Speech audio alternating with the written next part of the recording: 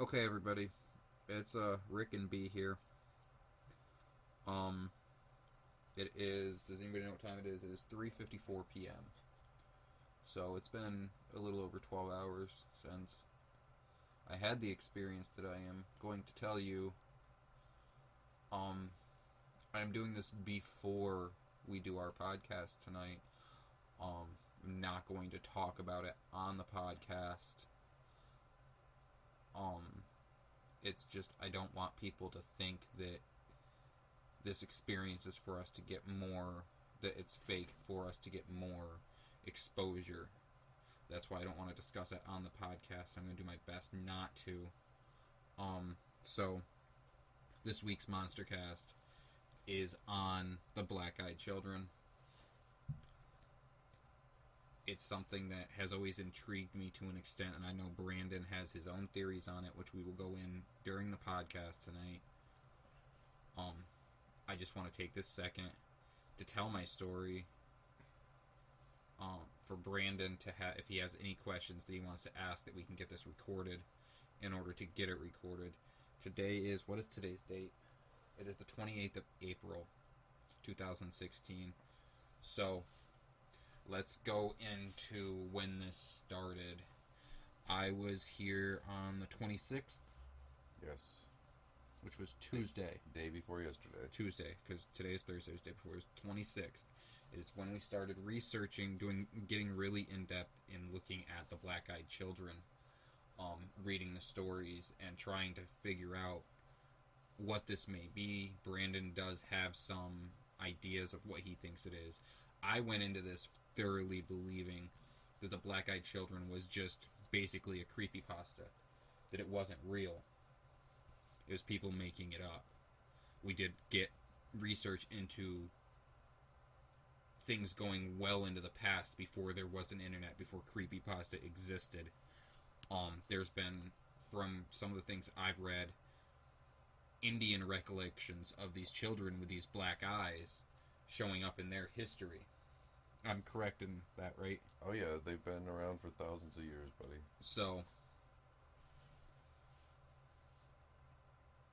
I still, even then, when I left the other night, wasn't completely convinced. We had some strange happenings while we were here. Our YouTube restarting videos that we had already watched, and we'd clicked on another video to watch, and it all of a sudden switches over to a previous video that we in the watched. Middle of a video. It did that in the middle of the video. Yeah, we were in the middle of a video with nobody touching anything, and it switched to a different video that we had already watched. We don't have an explanation for it.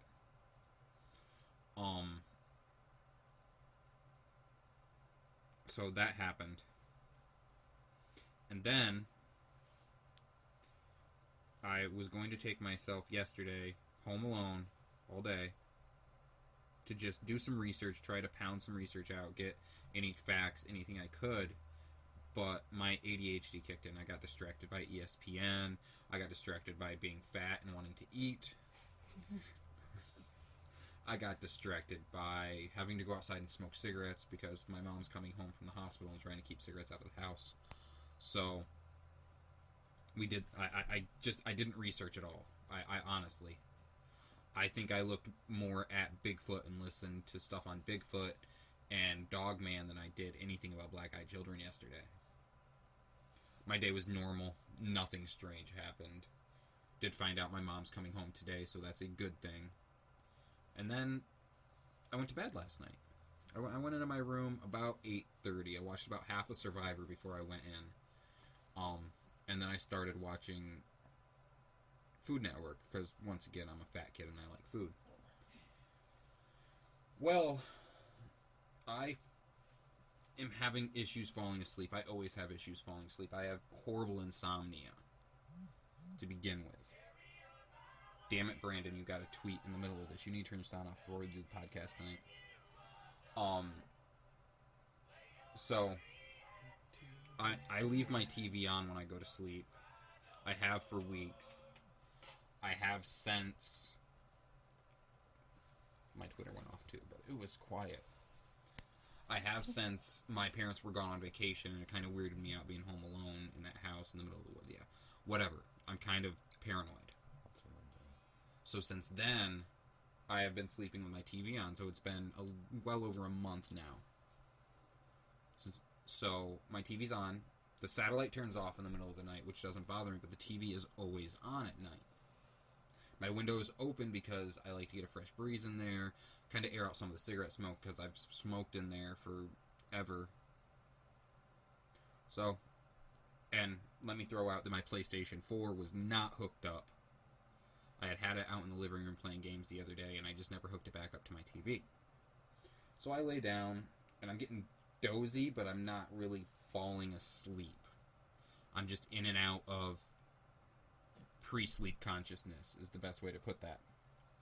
So you're going in and out of an alpha state at that point. Yeah. Roughly 2 o'clock in the morning. I didn't look at my phone.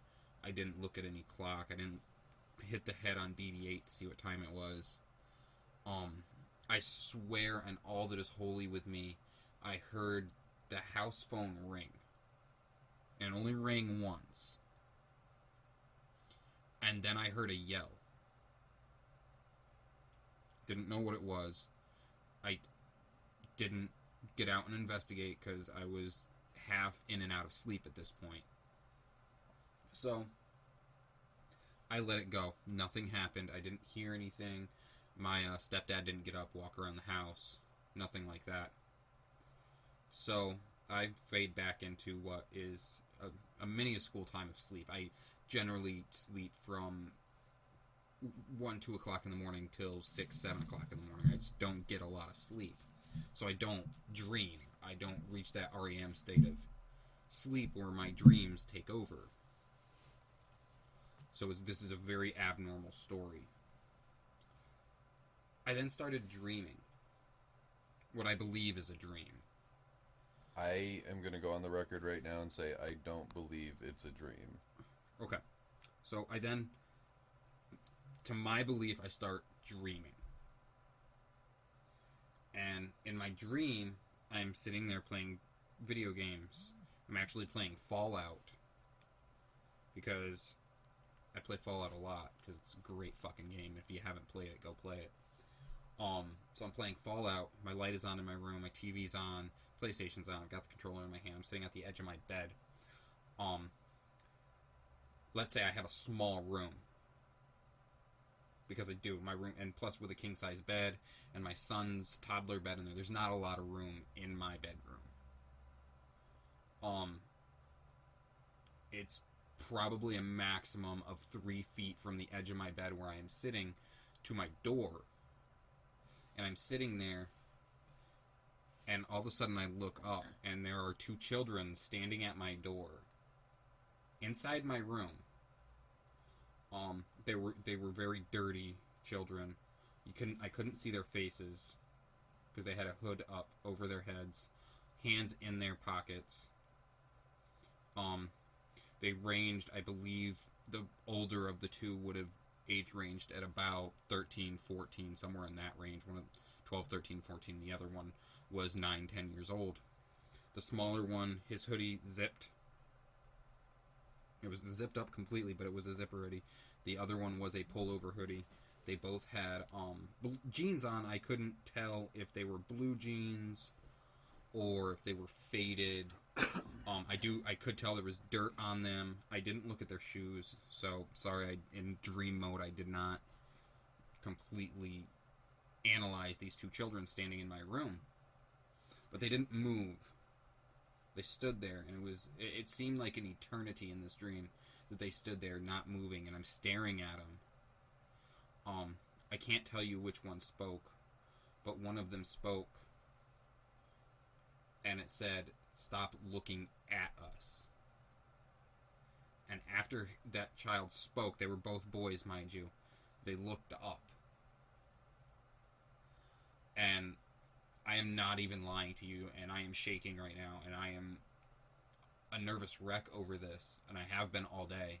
I thought he was going to cry when my girlfriend came home on her lunch break and opened the door. I am shaken to my core, but their eyes were black. And I don't mean like they were dark and there was light. There was nothing there. The light from my room did not shine on their eyes. The light from my television did not shine on their eyes. It was complete and utter nothingness. There was nothing, which snapped me out of whatever sleep I may have been in. And I picked up my phone, and it was 3:27 a.m., exactly on the dot, and that number is burnt in my head. The issue now comes on that my TV was off. No, I did not set a timer on my TV. I never do. Like I said, the satellite goes off at probably about 2:33 o'clock in the morning. But my TV stays on all night long. My window was closed. I never closed my window. I like to be cold when I sleep. So I have a fan going. I have my window open. I like to be cold when I sleep. It helps me sleep better. But my window was closed, and there's no reason my window could have been closed. There's no way a physical person could have came in my room and got to my window to close it, because the person would have had to climb over my bed to get there. I have to climb over my bed if I want to close my window. So there's that. I don't have any explanation why these happened. I don't know why I'm so shaken to the core. Like, I'm literally... I don't like thinking about it. I'm, like, contemplating not doing this podcast this evening simply because of this experience. When I did finally... I was drifting back in and out of sleep for the rest of the morning. Very tossing and turning. I couldn't focus. I couldn't sleep. I get up at roughly 7:30. House is empty. I go check the caller ID on the phone, and there's no call that came in at about 2 o'clock in the morning. Nothing seems out of place besides my TV being off and the window being closed. And I'm sure a lot of people are going to call bullshit on this, and fuck you, this happened. I don't know how to explain it. I am deathly afraid. I can't even say I'm afraid. I'm shaken to the core. Like, I've been cold all day. My concentration is flawed today. And still thinking with my logical mind, I still say it's a dream. But I don't... no dream has ever affected me like this. Never in my life. And I'll be 34 years old next month, and I have never been affected by anything like this. That's my story. I'm not saying that the black-eyed children came and visited me. I am saying that I had an experience last night that I'm not going to be able to shake. That I don't know what or why it happened, but it did happen. Do you have anything you want to ask? Well, I want to start off by saying, first off, I might as well tell them how my morning went, too, because it might apply, it might not. It might be coincidence. We're about halfway through this recording. I've also been smoking like a fiend. You all have that one friend, everybody does, that one friend or that one family member that you feel really in sync with, and sometimes it's almost like you feel what they feel, blah, blah, blah. And, you know, Rick and I have known each other for a long time. He's more like my brother than my friend. And this morning, I woke up at 10:30. I slept a lot later than normal. My fiance actually got up before me, which is unusual. And very unusual. And, I was laying there, and she's like, "Aren't you getting out of bed?" And I looked at her, and I said, "No." And she said, "Why?" And I was like, "Because nothing bad ever happens right here." And I don't know why I said that. I don't know why I was in that kind of mood. But I came out here, checked my phone, and I had a message from Rick. And he's like, dude, I have to tell you about this dream. I'm freaking out a little bit. And I looked at my fiance and I said, honey, you might want to come over here. Rick's about to tell me he saw black-eyed children. Why did I say that? Probably because we've been researching it, but maybe not. You know, I did have a weird feeling too this morning. I don't think I saw him. But I had a bad feeling for my buddy. And as soon as he told me, I heard the truth in it. I don't believe he was dreaming. I'm also not sure that he necessarily let them in. But I think something happened. And I think he had an experience with the real deal. And I've been trying to get his memories out all day. And he's confused. And he's like, but nobody dreams about black-eyed children. And I said, Rick, we've researched this. Everybody dreams about them after the experience. And he's like, no, I don't remember that. Like, to my point, this morning, and I don't know what the exact time, and you can go on my Twitter and see it, I sent out a tweet and asked if there was any recorded documentation of black-eyed children visiting people in their sleep. This is before I talked to Brandon. This is... that's a literal tweet. I remember no conversation, no anything, reading any documentation on dreams of BEKs at all. And the fact is, if anyone out there wants to do the research and look, after a black-eyed child visitation, 99% of the people report terrible nightmares, and some of them are very much like what he had. So me, being very logical and investigative, said, all right, Rick, obviously your memory's not working. I mean, these were all the messages. I'm paraphrasing. We're not reading the messages to you. That'd take forever. I said, you need to go follow the path from your room to both of the doors. See if you can find any dirt, hair, anything out of place. Investigate. And he said, but I vacuumed. And I said, why? He said, because my mom's coming home. And I said, yes, and you should absolutely vacuum for your mother. But why did you vacuum before you looked? I don't have an answer for that. I had to vacuum. And I mean, when I say I vacuumed, I mean, I vacuumed from the entrance of my bedroom, the entire living room, the couches in the living room, the chairs in the living room, into my mom's office, into the extra bedroom where I vacuumed everything. And Rick, I don't know why. And Rick and I, being investigators, I thought that was very odd, because that's not how his brain works. I've known him for too long. The first thing he would have done is been like, well, what the hell, and started looking. Now, as soon as I mentioned this, he told me about the TV being off and the window being closed, and I knew that wasn't right either. So my biggest question, really, because we've already talked a lot and we don't have time to go into it. We have 11 minutes. Yeah, we don't have time to go into it. But my biggest question for you, Rick, is what makes you so sure it was a dream, yet you're this confused and you're doing things that are completely unlike you? My thought, my logical brain works sometimes, and I think very logically about certain things. I firmly believe that there was a visit from black-eyed children at this point.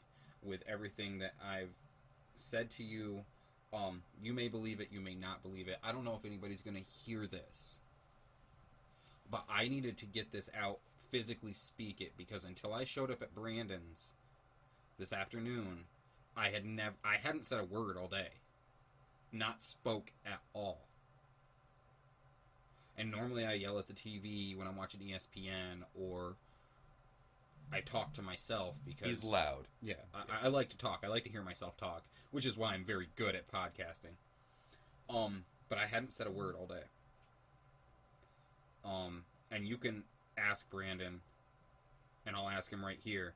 When I started physically telling you this story, how was I? I thought he was going to cry. I thought I was going to cry for him. His hands were shaking. He broke out in sweats, but he was bitching about being cold. He was not good. And then... And it's almost like some subconscious things are going on that he doesn't realize. I mean, he's tearing up now as we talk about it. He walked in. Dude wears a hoodie sometimes, but he never puts the hood up. He's like me. He's hot a lot. I wear a hat most of the time. He wears a hat, yeah. He walked in. He walks into my house today after I hear the story, and he's got his hood not only all the way up, but pulled down over his eyes with his head looking at the floor as he walks in.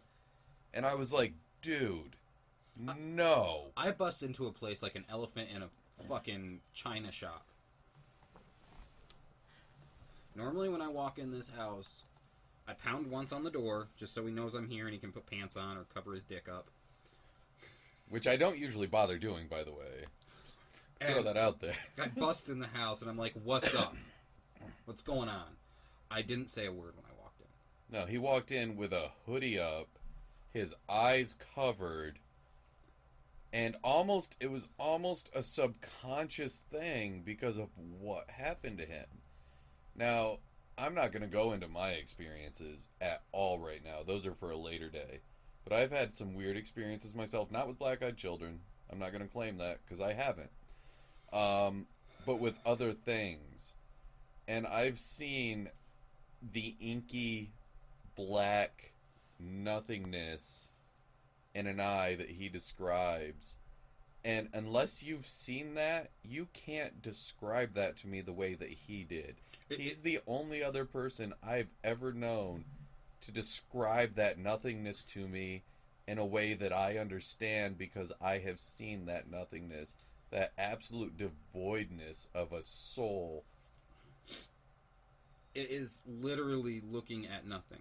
That's the only way I can... Like, you could shine a light at their eyes and there would be nothing there. The light wouldn't shine back. There'd be no reflection. There should have been reflection off their eyes, and there wasn't. And like I said, I haven't had experiences with the children, but I've had experiences with other things. And I've seen those eyes. And I know that it changes you on a very fundamental level. Your brain takes a long time to catch up. I told myself for 15 years that I had a dream. I had a bad dream. I know now that's not the case. And I think he experienced something very similar, different entity, similar circumstances, and the way he describes those eyes to me, that brought chills to me. Nothing scares me anymore. My question is, you're supposed to... They want you to let them in your house. They want you to let them in. If they visited me, nobody let them in. I have specifically left Brandon's house after saying nothing is allowed to follow me, nothing is allowed in my home. Because we screw around with some stuff when we're here. We do. And I have some attachments. We just screw around with stuff. We enjoy it. We like to know. We like to investigate.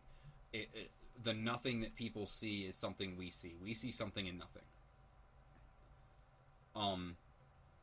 But I didn't invite them in the house. I didn't say come in.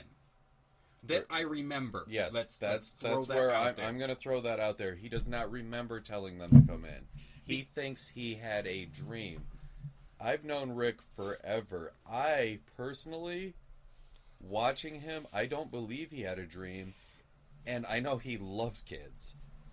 And even though the subject scares the crap out of him, he was still on the fence about it. And if a couple of kids had come to his house in the middle of night and asked for help, I don't see him being the person that's going to say no. I have 4 kids of my own. like I said, I don't know if anybody besides us is ever going to hear this. I have 4 kids of my own. I love kids. Not in that creepy sort of way, but I would do anything for... No Catholic priest. Yeah, I'm not a Catholic priest. You don't have to worry about me going into a bathroom and pissing. Don't even get me started on that subject. That's a rant I'm going to do on my own.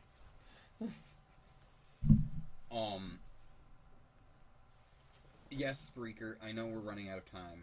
Shut up. So it's highly possible that if there were children that needed help, that I felt they needed help, I would help them. But with every recall of this, of people that have had these experiences, they remember the initial contact. They remember them asking to come in and feeling the urge to let them in, but fighting that urge because you have a deathly fear. Every report that we have read, that we have heard, that is what happens. If we do post this somewhere, be sure to listen to our actual podcast tonight, or once it's up, download it and listen, because we will go in depth onto what Brandon feels these things are, what I feel they are, what their purpose is. But for now, let me tell you, I am shaken to my core. I don't feel the same as I did yesterday. I have questions that there really aren't answers for. How much time? I want to say one more thing. So, if anybody hears this, if you've had an experience, if you understand this, please get a hold of me. Twitter is MonsterCastRick, R-I-K. Add me on Twitter. Just let me know. And I do want to say to anybody that is listening, paranormal investigators are all very aware of this fact already. If you go looking for something, a lot of times you find it or it finds you. And we have been delving into this. And both of us felt fear. Well, I at least felt fear delving into it. Nothing scares me. So if you're going to research it yourself, just remember. Be careful. Please. And the weirdest thing is, instead of saying stop looking for us, they didn't say for, they said stop looking at us. So, hopefully, I may make a YouTube channel for ourselves and start putting this stuff up. I don't know. We probably should. Right now, I don't know if I'm even going to do anything with this. I needed to get it off my chest. I needed other people to hear it. I needed to let people know that I had an experience that I can't explain. It wasn't children knocking on my door and asking to come in. It wasn't children knocking on my car window asking to come in. As far as my recollection is... Yeah. As far as my recollection is I had a dream, and these children showed up in my dream and told me to stop looking at them. And then I saw their eyes. That's all I can tell you, people. I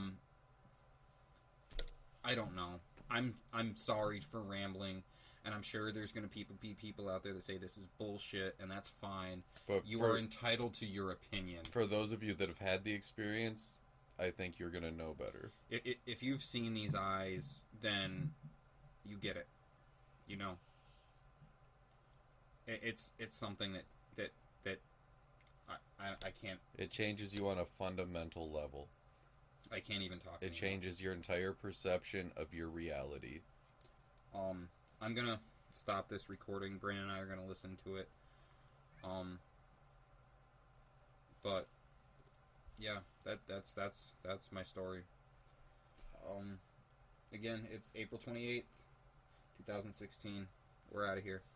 Peace. Bicycle.